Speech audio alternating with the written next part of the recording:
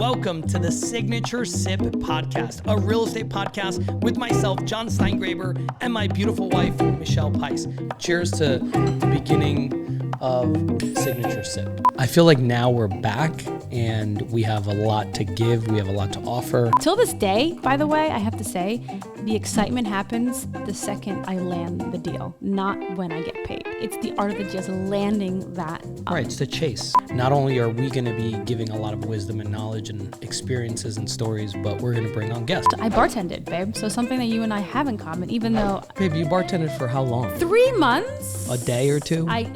It's a podcast. So you were like eating a 𝗪 in Emily's bakery. I think I was having a pastel de nata. Okay, pastel de nata. And a galon. And if you're a realtor, if you're an investor, you're going to want to subscribe to this podcast.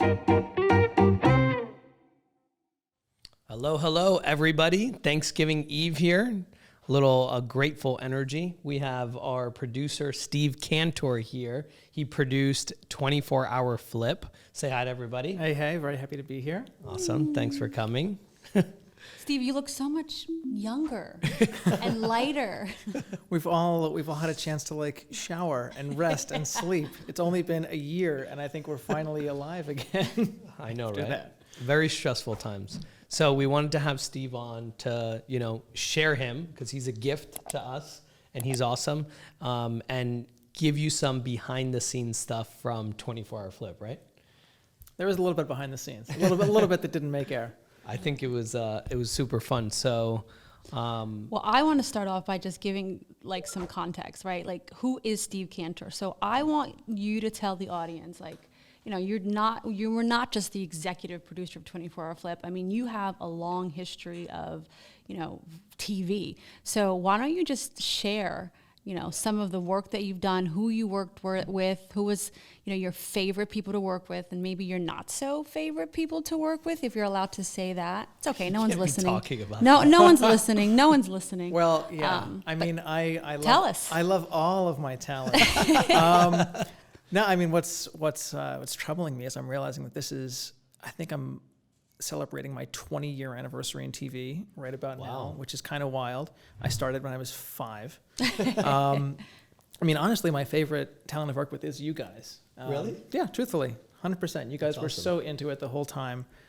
Just me, though, right? I mean, like 60-40.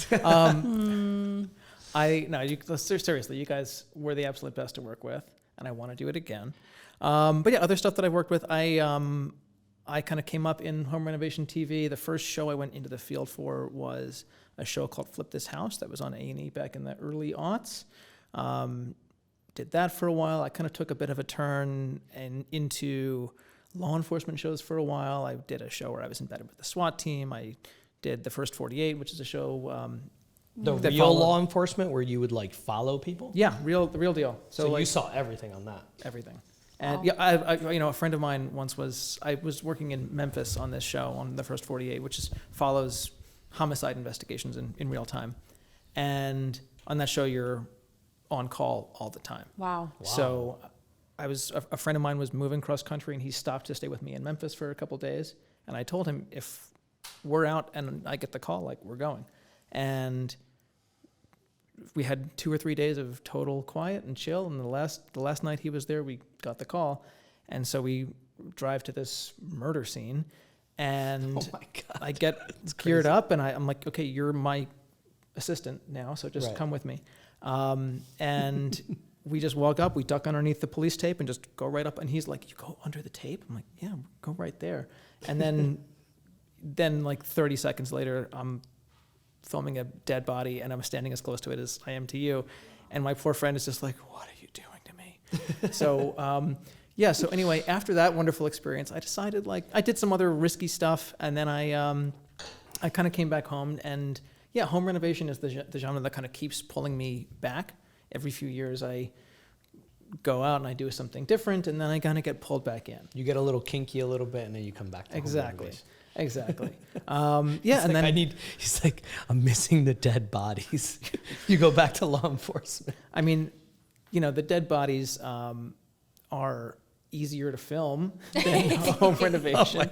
No, I mean, it's, we joke a lot because it's honestly, it's like, it's such a dark experience. I'm sure. I mean, I did it for a few months and I was ready to not do it anymore. Wow. And so, yeah, I mean, it just gives you a totally different world, right? Oh yeah. I mean, and being embedded with the police, it gives you a totally different mindset. I mean, you really do look at the world like, okay, there's all the police and then there's everybody else. Yeah, like it took me a little while when I came home from that to like become myself again. Wow. So here I am now, a changed man. But you've done I mean, you have such a list of other projects that you've worked with. I mean, tell us about that, just to give some context to the audience. Yeah, I mean, so, you know, on the not so macabre side, I did a couple series with 𝗪𝗆 from Run DMC. We did a home renovation show. We did a travel show. So I got to go literally around the world with him. We did 16 countries together. Wow. Which was amazing. That's awesome. Yeah, I mean, that's a once in a lifetime opportunity that was Yeah. just amazing to do. You know, other wild stuff. There was a show that was on History Channel called Swamp People that was following alligator hunters, and I was a producer shooter on the first season of that. Wow. So that was an experience. That's another one. You know, it was in the actually swamp? in the swamp. It was like you're basically in like a glorified rowboat with a little motor on it, and these guys are catching alligators, and then the thing when they kill the alligator, they pull it in the rowboat. So at the end of the day, you're like literally sitting on a pile of dead alligators, and sometimes they're not dead; they're just stunned.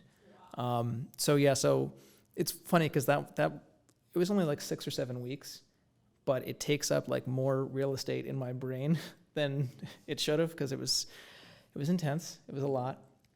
But yeah, you know, like that's what's great about this career that I've had is, you know, it's tremendously uncertain, but you get these life experiences that It's I an never would adventure. have had any other way. I mean, can we switch roles right now? Like, I want to be you, and you can Yeah. be me. You want to film dead people and sit Yes. on alligators. Yes, that's I can see Michelle Pice 𝗵𝒽 doing that. Totally do that. There's no health insurance. There's no retirement fund, but you get the best stories. Well, guess what? There's no health insurance in real estate either, or a retirement fund. Oh, we have great. to make our own. Unless you so- have 𝗪𝗆, like Signature Realty NJ. So, but that's awesome. So 24-hour flip, go right into it. I want the audience to know, like, how did this all come about? I think, let's start with you, babe. I mean, you had the idea, this Yeah. crazy idea years ago. Yeah. So years ago, we had, you know, I was frustrated because I lost money on these 2 big deals, and they were like really important to me because we spent so much time on them, and there were 2 huge addition properties. And I know exactly which ones they were. Yep, Cooper Scotch. Road Yep, and Scotch Scotcher Plains. It was next to power lines. Yeah. And we took a big house and made it almost double the size. That's right. So it was like I don't even remember how much square footage it was, but it was big. We overdid it. We overspent, and We lost a lot of money. and it was next to the power line. So I lost, I think, $150,000 on that one deal. Yeah. And then I did another one Westfield. on a double yellow line, you know, with some commercial buildings around it in Westfield. Across the street was the municipal building. Again, I did the same thing. I added additions, and I was like, oh, yeah, I'm going to make all this money on these properties. And I took a beating on that one because it took so long. So you have all this market risk. So anyway, long story short, I was like ready to be like, all right, I'm not doing this anymore. Like I can do other stuff, and, you know, I'll be fine. And then I was like, no, you know, let me work on my mindset a little bit. Like, don't change what you're doing, just change how you're doing it. And those were the only 2 deals that I really had a bad experience. I've lost money before, but it was like $1,000 or $5,000. And on most of them, obviously, I would make a lot of money. Right. But you were like, I remember at that time, you were done with the business. I'm never doing this again. Yeah, and I think I say that all the time. All the time, Right. yeah. Like I say that no matter what. No, but you were serious, I think, at that time. You were so frustrated. Well, I had 26 properties. That's right. And the chokehold of owning a lot of real estate and doing a lot of flips at once is your monthly overhead. Right. So I think my overhead was like $65,000 a month. And when you sold the property and made a profit, all that profit would just go to paying the bills. Mm-hmm. Right. And that's kind of how you stayed afloat. And then when you lose money, that hurts big time, Right. right? And nobody's ever lost any money or lenders or anything. Everybody got paid, and it was great, because obviously I was in the green no matter what, even though I lost on those 2 deals. But it did make me. It was conflict, right? Just like when you have conflict in anything, in business and relationship, you go, okay, let me take a step back and reflect on this. And that's what happened to me. I took a step back and I go, where do I make my money? And it was the ones that I did the least amount of work to, right? Meaning the ones that were the quickest, because I didn't have all these holding costs and financing costs and all this stuff.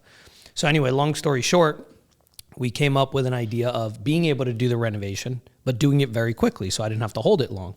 And it was, very dramatic example, and just said, can we do a renovation in 24 hours? It was a question. It wasn't like, we're definitely going to do this. It was like, is this even possible, right? To renovate an entire house in 24 hours and just do direct replacement.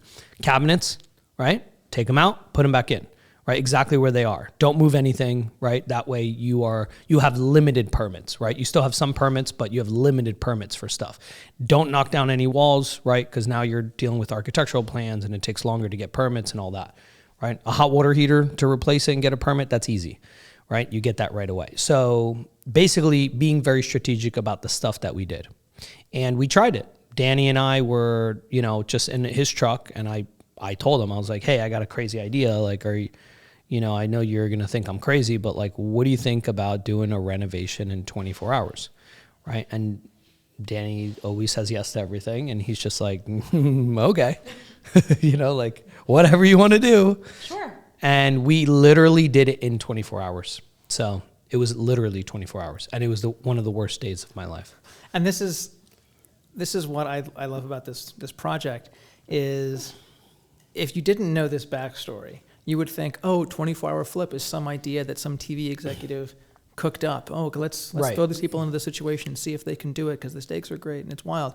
But the fact that it actually was a real idea that you were Right. really doing to maximize your profit, and it also just happens to be like a perfect TV format. Right. That to me is what made the show work so well, because it really was authentic. Like if you, authenticity is the most important thing in this kind of TV. And that's what you guys brought to the table every single time. And it started just with that idea. Right. No, yeah, that's a great point. A lot of people come up with an idea just so they can be on TV. And this was an idea that came from the frustrations of the business, a solution to a problem. And then it was like, wait a second, when we did that 24-hour flip, I was like, this is going to be so hilarious that we have to film it. That's what we did. And we filmed it, and we never like produced an episode out of that one, right? We actually should show some clips, Joe, of that, because we have the basement tapes of the first 24-hour flip. It was covered in mud. I just remember you it was coming home 24 hours later, exhausted, covered in mud. I'm like, what are you doing? Why are we doing this? I don't understand. Like, why does it have to be in 20? You can do a week? Like, can you sleep? Can you eat? It was an experience for sure. Yeah. So then the house came out like dog shit, which is our favorite line of the 24-hour flip, right? It came out horrible, and then we had to redo it. But we actually were like, wait a second, we failed, right? We had to go back in, spend a bunch of money. We actually ended up profiting on that house, believe it or not, because we didn't have a lot of holding costs. We went back in there and fixed it over the next couple of days. And then we were like, well, wait a second, this is going to work. And then I was like, this could be a TV show, because like, I'm always thinking these other flipping shows, I'm like, how do they do it? Right? Like I've bought, fixed, and sold properties, and it takes 4 or 5 months to renovate the house over all this period of time. Like you would have to like have videographers on call like all the time to be able to capture everything. Right. And that's why you don't capture everything on those. And I was like, this will capture everything in 2 days, right? Let's never do it again in 24 hours, but let's do 2 12-hour days. So anyway, that's the backstory of it. And then fast forward, we got picked up by A&E. And a year long, and I have to just say, we interviewed for about a year. It took about a year from when, we started interviewing to let's start filming. So it was a really long it's a long process. It's a really long process.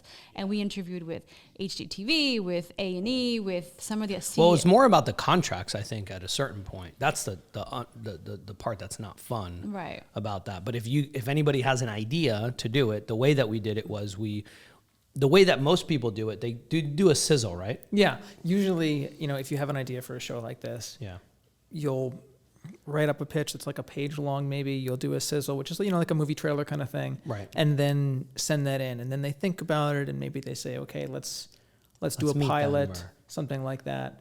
You went above and beyond, and you made an entire episode, right? Entirely, you know, just on your own, which I think was ultimately a great idea. It was a huge risk that you took, right? But ultimately, you know, it's a great proof of concept. I just didn't think that anybody would believe us. So instead of just doing a sizzle, which I was told to do it, they're like, no, just do a sizzle. Right. And I was like, no, I'm going to do full episodes, right? At least one. Mm-hmm. So we did one or two full episodes. And you hired, talk about who you hired. You hired a whole team. We hired a whole team, like kind of like being a production company, hiring everybody to put all the pieces of the puzzle together. And then at that point, Steve wasn't involved, right? We were just getting everything going because we weren't a TV show.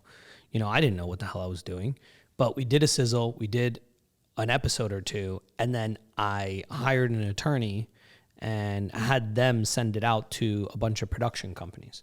And then instead of going to the networks, we just partnered with a production company, right, that already had shows on TV, right? So if you're looking to do this, that's how I did it. I don't know if that's really the process to do it, but that's kind of how we did it. And instead of just doing a sizzle, we did a full episode because I didn't believe that they would understand that this was actually real. Because if you tell somebody I'm flipping a house in 24 hours, they're like, what are you talking about? They think it's a gimmick, and that's something that a lot of networks would push back on. Yeah. This is a gimmick. This isn't real, right? Well, and we did a whole season of TV, and some people still think it's made up. Right. It's crazy. It's on TV. It's got 12 episodes. Yeah. It's clear as day that it's that, and people still go, well, is it really real? I'm like, just watch the show. Yeah. Well, I mean, and this is something that you always struggle with. And at the end of the day, it's like, look, we filmed, for more than 24 hours, and the show is only going to be 43 minutes long. Right. So there's always some things that don't make the cut. Right. But you know, if I can just fast forward to when I came on board with this. So by the time I was brought on board, you'd partner with the production company. The show was sold. It was okay. It was going to happen. And then my job is to come in and be the showrunner. Be the showrunner. Yeah. Right. So and that's literally directing it and telling the cameras what to do, being on set to figure out what the story is going to be. But really, like, you know, they're giving me, I think we had 5 shoot days per episode. Right. And okay, so how are we going to spend those days, and what do we need to film? And really, I mean, you did an amazing job with the pilot, and then what I did was I watched it. The pilot sucked.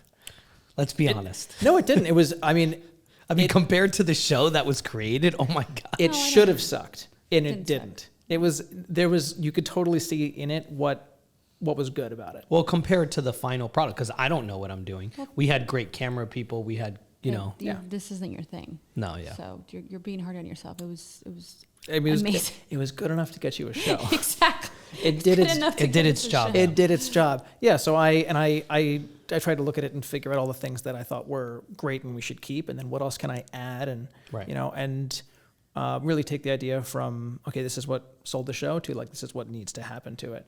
And as much as we met and we planned and we talked and we looked at properties together, and as much as we talked everything through, we got to day one and I still didn't know, like, is this even going to be interesting? Like, is anything going to happen? That's right. The whole team was like, is this real? Yeah.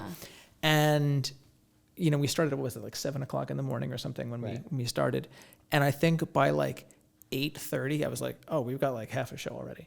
Like, so that was what was so great, was immediately everything is just like batshit crazy. Yeah. And I mean, this is the terrible irony of our relationship is that when things go badly for you, they're going really great for me because I need conflict for there to be a story. It can't just be like 24-hour flip and everything went great. Wow, high fives, guys. Right. Like things need to go wrong to make it an interesting story. And we did 12 episodes, and we also can't repeat ourselves.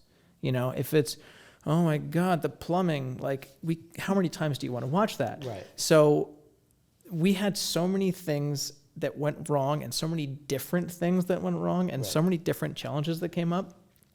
And then, you know, for us, that just became the challenge of like, Which one? exactly which one, and Which theme are we going to go with? exactly, and making sure that like there's so many things happening, making sure that, honestly, making sure that like you're involved in the solution, because sometimes your people are so good that they'll notice a problem and try to fix it without even telling you. They don't even tell anybody. I'm like, we have cameras here. You have to tell them. And then you know, the first house that we filmed, it was such a tiny house.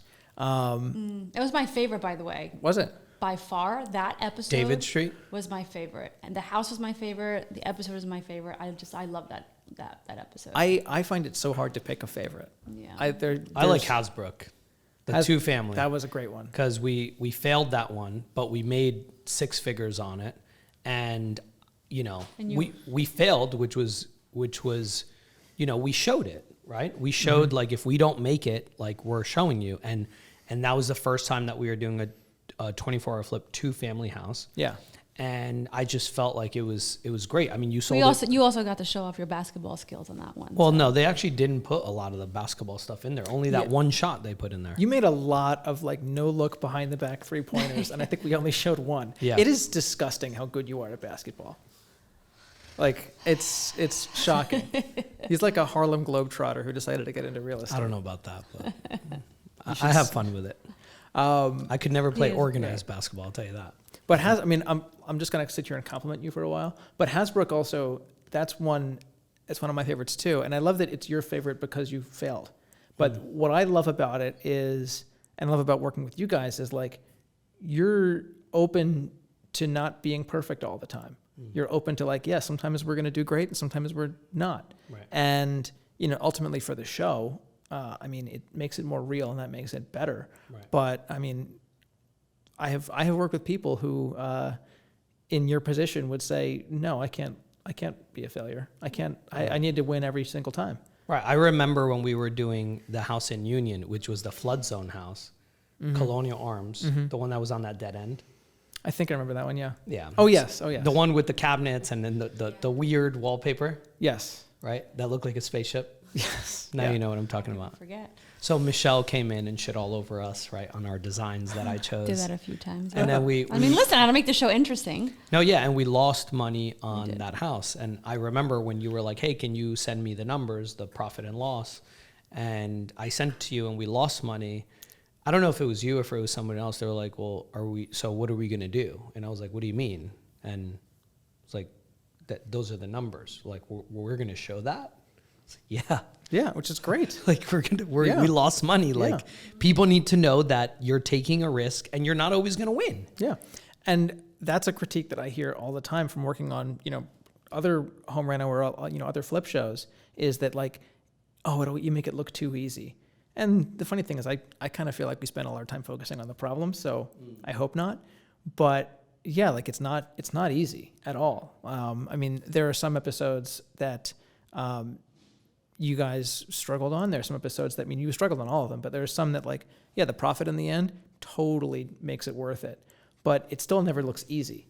No. You know, never. I mean, the one that we made the most money on almost killed me. The mixed-use commercial one in Somerset. Oh, yeah. That was oh, a my hard God. one. And there was a lot of stuff that we did not show on that one. That's I right. mean, we all know what we're talking about. Yeah. Oh, my God. Yeah. That was a nightmare. That was a very Jersey episode. That was a nightmare. One of the things that I love the most about working with you, Steve, and just, you know, the show, is that you guys did try to make us out to be someone that we were not. And we were just coming off from a really not so great experience on The Real Housewives. Mm-hmm. And after that experience, I was very reluctant to get into reality TV because I thought that everyone operated the same way. You know, with the edits and everything else, and I was second guessing the whole thing. But after meeting you, and I remember once you said to us, like, you know, we're here to make you look authentic, and I was like, wow, that made us feel comfortable. It made me feel so comfortable, and then just throughout filming and everything, and just seeing the final product, I'm like, oh wow, you guys stayed true to your word. Like we do look authentic because we don't have any creative control. Right. Right? We can't say like, oh no, like if we say take that part out, you know, sometimes they would be like, you know, yeah, sure, because we didn't want like a certain logo or something in there. Right. But like from a creative standpoint in the storyline, we got it all the way at the end. Like it was already done. So done. like you're not changing it. Yeah. Well, and it was authentic. Well, Right, and it was I authentic, see right. that as a big part of my job is helping my cast be the best version of themselves they can be on TV. Right. You know, like if I wanted you to be somebody else, then it's a scripted show and we're hiring actors and they can be anybody. You know, the whole point of doing an unscripted show with real people is that those people are interesting and compelling, and it's hard to get to that point where you can like disinhibit in front of the camera and not be thinking about, you know, how do I look, or am I going to sound smart if I say this, or am I going to sound dumb if I say this? And so that's why it was nice working with you, is like we got to know each other and you guys got comfortable with it. And that's also the nice thing about this format is like when we're filming you, I mean, a 12-hour construction day is really like a 14 to 15-hour shoot day. Right. And no one can hold up a facade for that long. You know, after a few minutes of craziness, like that's gone. And we got to that place really, really quickly together. You know, what also like, and this is what makes you guys good on TV, is you have a point of view. You have strong opinions, Michelle. Me? Yeah. Really? Stop. You've had one or two strong opinions. Which were? I mean, which is that generally things look like dog shit. Listen, I'm very. I mean, John knows. We repainted this house 5 times because I didn't like the shade. Yeah, she doesn't just do it on the flips. No, I'm just. You know, I'm detailed oriented. I like what I like, and I don't know. And yeah, and sometimes I'm a little critical. But I'm just doing it because I love you. Well, and you want us to sell the house. And we wanted to sell the house. You're I not- see yeah. things that other people can't see or don't see. well, and like and But she wasn't always right. The wallpaper. No, people like the wallpaper. We're still on going David back to Street. David Street. I was thinking about the one with the squares that made you fall on the floor because it made you so dizzy. The octagon. Yes. There were a lot of shapes. that was something else. We had a lot of problems with There were a shapes. lot of So shapes. so I have a question for you. Yeah. How did 24-hour flip change you? Like, what are some things that you went home and did because you were on set on 24 hours for like 14 or 15 hours, 5 days a week? My gosh, how did it change me? I mean, seriously, dog shit became part of my vocabulary for sure. Constantly. I mean, I think, you know, on a more serious note, spending time with you guys, one thing that I really like about both of you and your whole team is like, when things are going well, you are always thinking, okay, what else can we do? Well, how can we make it better? Like, what more should we be doing? Mm-hmm. And I have tried to kind of take that in. You're not a big fan of like sitting still. And I don't know if I ever have been, but I'm less of a fan of sitting still now for sure.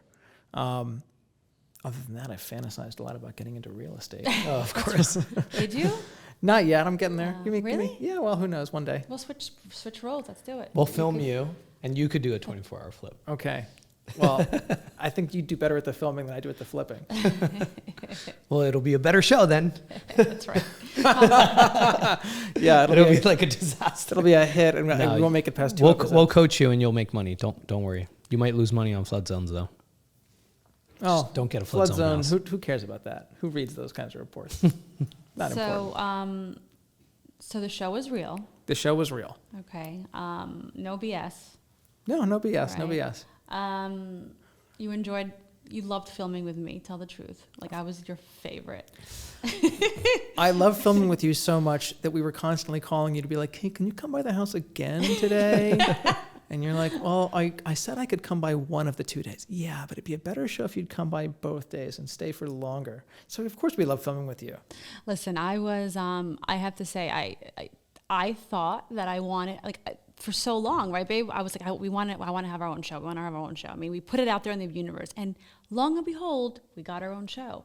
And all I have to say is be careful what you wish for, because one thing I did not expect is the amount of hours and effort and work that took into this. I mean, it was literally so time consuming. I told my friends and family that do not call me for 6 months. I can't do anything.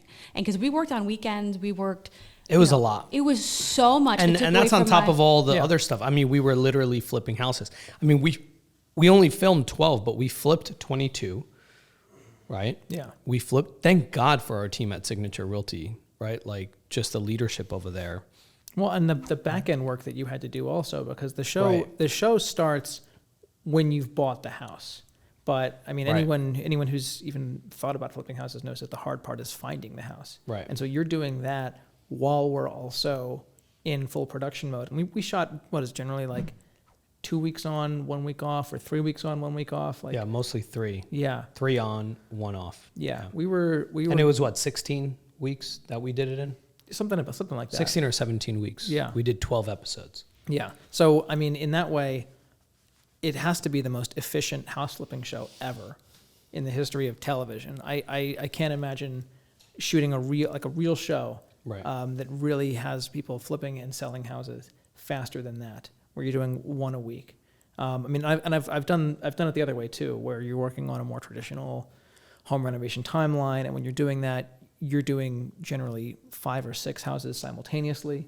Right. So you're bouncing from one to the other, and it's fine. I mean, clearly it works. Now, like when you go back to a home renovation show, you're like, why is this taking so long? Right? Yeah, it drives me crazy. He's like, what are you doing? It drives me. On Wednesday, we're going to meet the plumber here. Yeah. There's a house that there's another show I'm working on. This house is almost done. They're doing 3 bathrooms, and there's like 1 tile guy. And I'm like, why are there not 4 tile guys?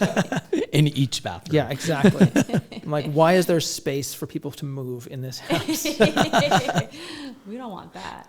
Yeah, that was again, in retrospect, a challenge we could have seen coming, but I didn't, until you're living in it, until you're doing it. It's hard. You kind of can't experience, is just how many people are in these homes. I mean, that first one was like 1,000 square foot house. That's right. And there were probably 40 guys in the house. And then we're trying to fit in me plus 2 camera operators with big cameras on their shoulders, plus our sound guy. And like, I mean, you can, especially in that episode, you can really see it that like the camera guys are like jostling, like, can I get through so I can actually see you guys? With stuff all over the place. Oh yeah.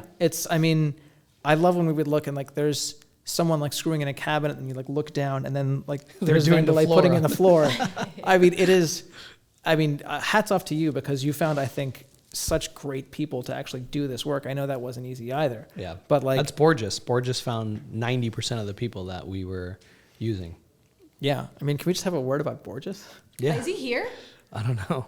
Gorgeous I Borges. don't know if he's still here. He'll poke his head in and just give you a look. Yeah, we can't get rid of him. Yeah. It's like, here we are 1 year later, and he's still with us. He's got a room in the back.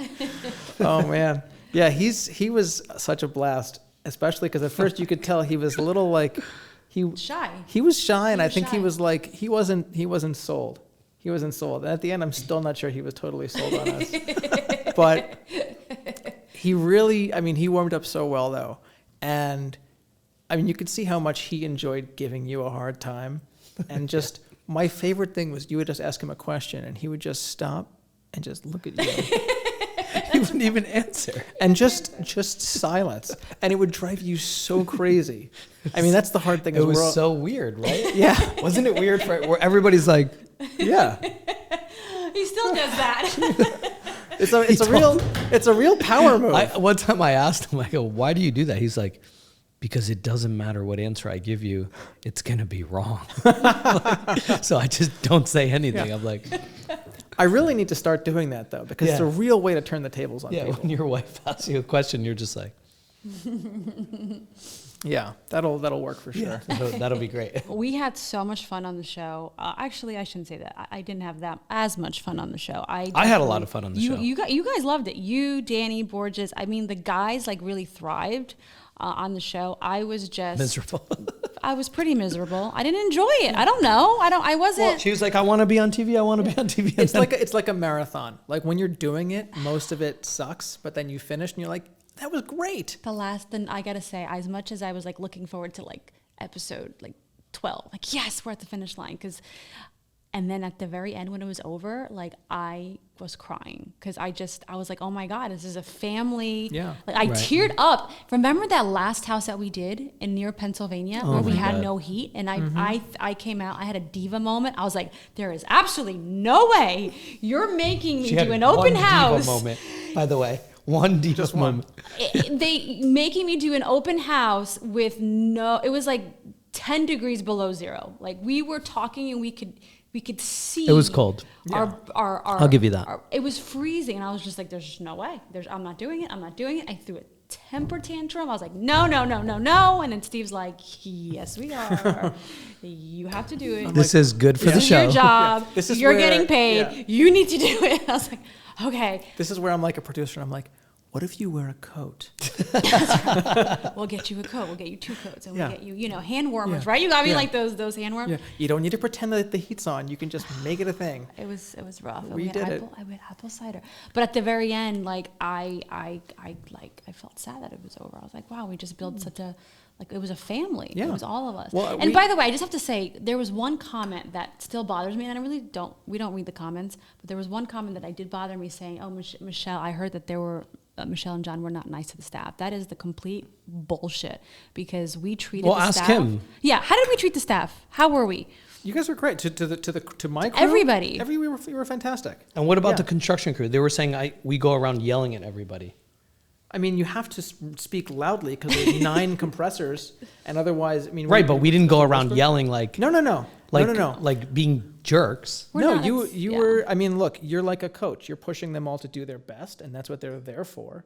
You know, you weren't always saying like, "Please, if you can have the time, maybe you could gently," like you were saying, "Hey, this needs to happen. Okay, can we do this?" Like that's Right. not rude. That's just a Yeah. job. It was just funny how some people perceived. And I'm like, we shot 40 hours, right? Yeah. Even though it's 24 hours, there's before, there's after, there's materials, there's all this stuff. And you get to see 40 minutes, right? Was it 40 minutes? Yeah, Of 43, actually yeah. shooting? I mean, look, we all know that contractors, subcontractors, they can choose who they work with. Right. If they didn't like working with you, they wouldn't come back again. Especially in that environment. Yeah. Yeah. No, they all liked it. I think they got really geared up for the challenge. It was actually really cool seeing some of them really get into like Right. being on the team. Right. Like, and I think you guys did a great job of making them all feel ownership over that too. Like, Right. you know, Like we're all on a mission together. Yeah, we're all doing this together. I mean, that's what's great about the concept too, is like if any one link in that chain fails, then the whole thing fails. So they were all bought in. People were like, "You don't do any work. You just go around yelling at everybody." I'm like, I don't know how to do this work. How would I do plumbing and electric and all these other things? Like, that's not my job. It's just funny, the perception from outside. Would we get it done in 24 hours if I didn't do my job? Right? It's just interesting. We wouldn't have gotten it done in 24 hours if you actually did do Of any course. that work. No, we wouldn't, because that's not your thing. Right. It's just funny, it's like just- the perception from that, because we lived it, right? So Yeah. it's different for us. I volunteered once with Habitat for Humanity, and I don't know why, but they're like, get up on that roof, and you're going to put shingles in the roof. And I'm like, I'm terrible at this, but okay. And I like put in a row of shingles, and then the guy looked at it and he ripped them all off. And I spent the rest of the day like sorting nails. So like, just because you can stand there and swing a hammer doesn't mean that you should be. Like Yeah. I'm great at pointing cameras at other people working, for sure. And like at the end of the day, I'm exhausted too. Like you don't have to be swinging a hammer to be working. Yeah. I mean, I think that's a TV thing too. Is like there's nothing like seeing someone actually like swing a hammer. But like, Yeah. I mean, it would have been inauthentic if you were like, yeah, I find the deals and I deal with all the financing and I coordinate everything and then I install the lighting. Like it doesn't make any sense. You know, it would have been inauthentic. Like I get the criticism, but like, No, yeah, But it's it's just a funny. television show, right? I mean, Yeah. you're going to Yeah. have the criticism. Of You're going course, to have the of love. course. You're going to Yeah. have the hate. Listen, it's TV. I mean, we knew what we signed up for. Yeah. Let's put it No, that we way. did. We knew what we signed up And for. we got our little glimpse on Real Housewives of New Jersey. Yeah, well, that we didn't really, well, I can't say we didn't know what we signed up for. We knew what we signed up for. No, We I just- mean the like all the crazy comments and all the people, because that environment is yeah, but crazy. that's just, you can't compare the two. No, though, it's different. Right? That was not very authentic. We weren't authentic. I mean, they didn't show us as being our authentic selves. So Right. Well, we were on for 13 seconds, so. thank God. But those 13 seconds, for some reason, they still fucking haunt me. I tell you, it haunts me every day. I'm like, what are you talking about? That wasn't me. Well, those of us who know the real Michelle 𝘊𝒂 know you're the best. No, thank you, Steve. We love you too. And so what's the future? The future of 24-hour flip. The season, the ratings did phenomenal. Yeah, it did Were well. you surprised how well they did? Well, the ratings did okay. At the end of the day, they did okay. They started out really good, but then like it's seasonality too, right? Yeah. Like on TV, like March Madness was happening, all the basketball games, and then it dipped a little bit, and then it came back.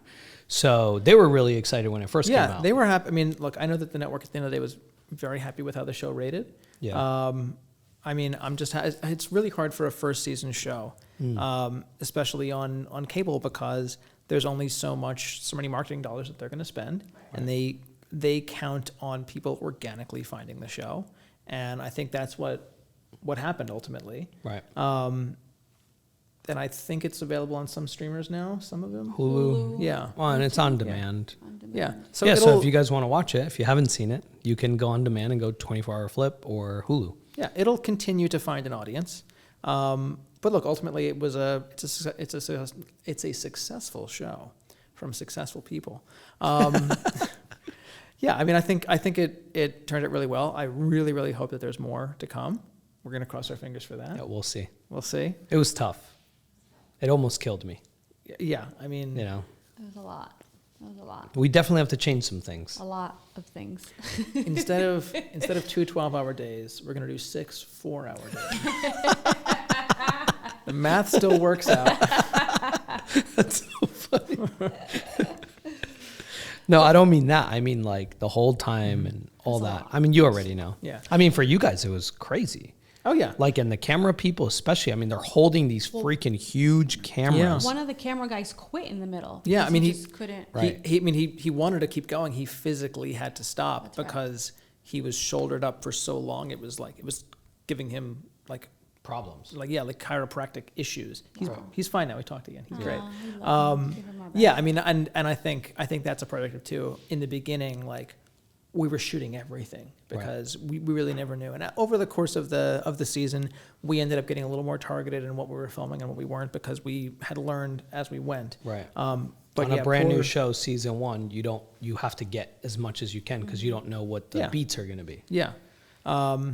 So, poor Andrew suffered for that. But Troy was a gangster. Yes. Like, he was there till the end, That's just going hard the whole time. Props to him. Yeah, no, we had an amazing crew in the field. I mean, I could list every single person because they all were. It was a real rock star team. What was your They were favorite awesome. part about the show, and what was your least favorite part about the show? Making the show or the actual show? The show. What was your favorite part?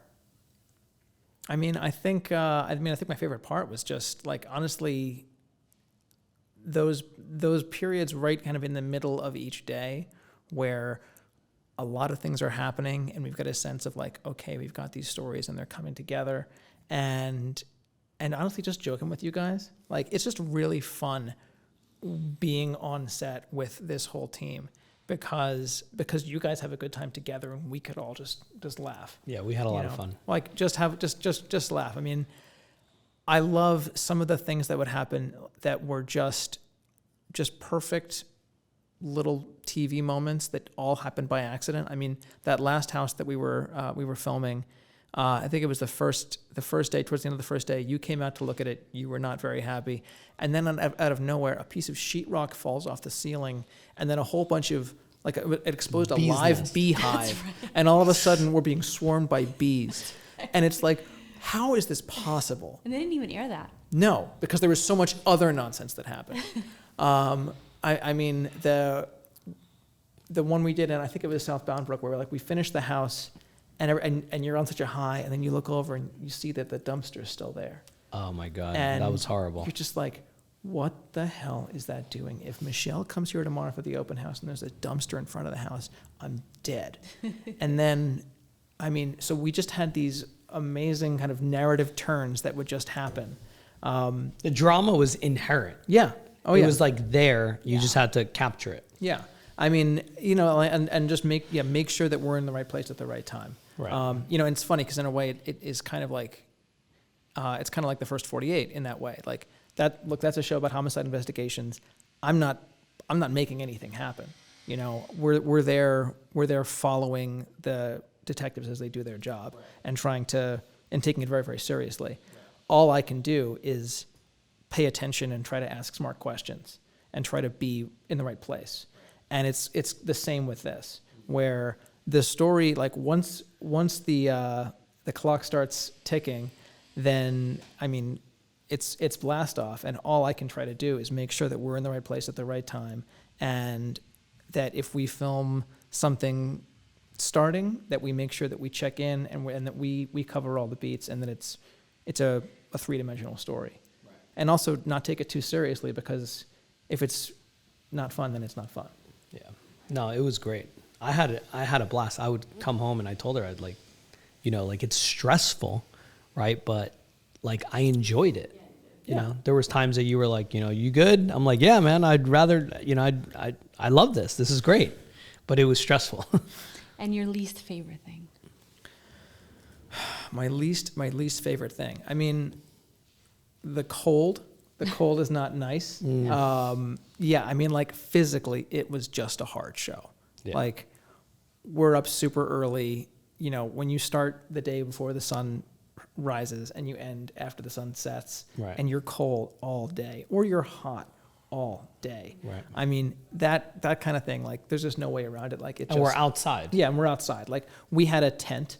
It was a great tent. It wasn't very good. Yeah, it wasn't glamping. No. You know. I think we had like a few folding tables and like some really sweet plastic folding chairs. Like, there's nothing cushy about it. Like, this is the fun thing, is like I get the title of like executive producer, and like you picture like some guy behind an enormous desk with like a cigar and like a bag of money, and it's nothing like that at all. It's just like, it's like trying to like not get bitten by mosquitoes and, you know, drowning my sorrows in like seltzer water. You know, so there's that. I mean, there's always stresses that happen, but actually, granola bars. A lot of granola bars. Yeah, I mean, I feel like it's like we kind of weirdly deal with stress the same way, where I feel like when it's happening, it's like very present, and then like once it's solved, I kind of like forget everything that happened. Right. You kind of have to memory wipe, otherwise you'd never get through the day. Pain is temporary. Yeah, exactly. But a TV show's forever. That's right. That was great. All right, you want to do truth, lie? Little game. 2 truths and a lie. I've been thinking about this because I've got a lot of weird stuff that I've done. Okay. All right. So give us 2 truths and 1 lie, and then me and you have to guess which one's the lie. All right, let's see. Okay. So, by the way, you guys don't know Steve by real. He's very funny. He's like, like one of the funniest guys I know. You know what's tough is the hardest thing is coming up with the lie. The truths are easy because the truths does a lot of weird stuff. Okay, so 2 truths and a lie. So I was once attacked by an alligator. I got into a minor car accident during a high-speed chase with a SWAT team. And I stood on top of an elevator going up an open elevator shaft, all in the name of television. Wow, that's tough. I think they're all truths. No, there's got to be one lie in there. Okay, so the elevator seems the most unrealistic. A minor car accident is... Yes. I mean, I think that's... What was the first one? The Alligator Attack. I mean, he did say he sat on alligators during his show. He did give that up, but now is he trying to trick us? I'm going to say the alligator. I'm going to say minor car accident. The alligator was true. It didn't bite me, but it came real close. Okay. Yeah, the minor car accident did not happen. I was in high-speed car chases, but we never got in an accident. If he would have said major car accident, I would have been like, But because he put minor in there, I was like, yeah. So you were standing on you got attacked by an alligator? Yeah. Almost. Did you get bit? No, it was real close. Wow. It was inches away. Were you done after that? You're like, okay, now I'm not coming back. In Or retrospect, did you finish? I should have been, but no, I finished. I kept going. finished. I took like 10 minutes and like took a breather and then Trooper. got back to it. Yeah, I mean, it was after that show though that I was like, maybe home renovation. Still way to go. Yeah. I'm not So gonna what get- was the elevator shaft thing? That was a show that I did called $1 Million Contractor. That was it was on DIY. We followed a very, very high end contractor, Steve Kantor, who's amazing, in New York City, and he. But any construction in New York City is a nightmare. And they were doing a kitchen. They were putting in a huge countertop, and the countertop wouldn't fit in the service elevator. Wow. So they convinced the super to lower the elevator one level, and they stood it up and they put it on top of the elevator. Get out of here. And then just held on and kind of held it vertical as it went up. Holy crap. And I was like 23 years old, and I'm like, I'm filming it. And it was only later that I was just like, that was really dumb. Like, don't do it. It was, I shouldn't have scary. done it. Hey, what do you think? About I don't know how fast. I'm assuming that it's going very slow. It was pretty going slow, up. but I think at the time I was just like, I had, Everything could have gone wrong there. Yeah, I mean, this is the problem with like when you're actually filming something, because I came up as a producer shooter, so I would do the camera too, and it's the same thing that went into that Alligator Attack too. Is like when you're holding the camera, you're kind of not part of the scene. Like I'm just filming what's happening. I'm not really involved. So like if anything's going to happen, it's not going to be to me. It's going to be to those people. And I'm going to capture it. Yeah, exactly. Meanwhile, you're falling off the elevator. Yeah, it turns out that's not true. But thankfully I didn't learn the hard way. I had time to reflect and gain some wisdom. But yeah, but like the alligator thing, like there were alligator hunters present too, and I was thinking maybe the alligator's going to charge the hunters. And then later I realized the alligator's not smart enough to know that I'm not a hunter.